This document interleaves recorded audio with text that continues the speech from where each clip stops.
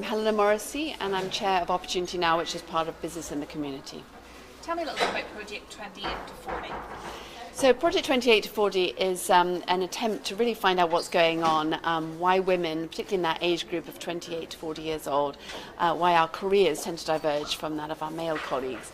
And one of my assumptions has been, we must be collectively slightly missing what is actually happening, because there's so many efforts, so many companies that are putting into this, but actually still so few women make it to the top. So Project 2840 is about listening to women and asking them what's really going on and how they feel about ambition and opportunity.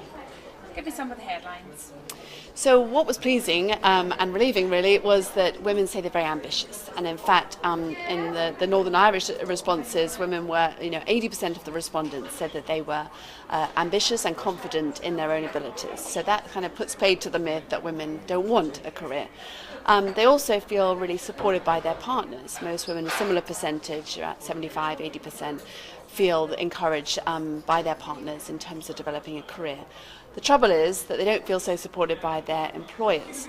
And in Northern Ireland, it was only 48% said that they actually felt supported by their employers in terms of developing their career. And also the workplace culture isn't quite right yet, or it still needs a lot to be improved, because actually 56% of the women in Northern Ireland who completed it said that they felt they'd been bullied or harassed in the last 3 years. And that's quite a shocking statistic. And how does it impact for women who are mothers? Well, interestingly, women who are mothers, and that wasn't the main group that filled in the survey, actually there were a lot of people who don't have children who completed the survey. But those who have mothers actually said that being a working mother made them feel more fulfilled, made them feel they were good role models, and obviously enabled them to provide better for their family. So it's quite a positive message about that. Flexible working, that was the other major story that actually doesn't seem to be working particularly well for anybody. So the women who work flexibly, and actually 2/3 of them who completed our survey actually said they work flexibly, felt they were resented by their colleagues, and it still meant long hours, and of course they didn't feel they had promotion opportunities. So that's something that needs addressing, because clearly that's not the idea. You should be able to work flexibly and develop a career. So you've got all this information, what are you going to do with it? So we're now working, what we did first of all was to test it all out with focus groups and really work out what could be done to help. And then obviously the first action is to go back into companies. We've presented the information to chief executives. About 80 of the members of Opportunity Now signed an open letter to the big newspapers, really encouraging their employees to complete it and then committing to actions.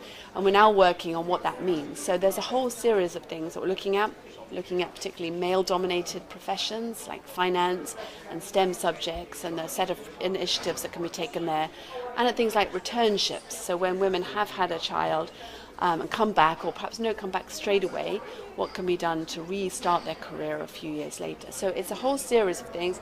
We've said we'll give us a year to come up with a next set of actions and really make things happen, because it's easy to talk. We need actions, not words. And finally, I know you probably haven't seen a lot of Belfast today, but what's your experience been like coming over this morning?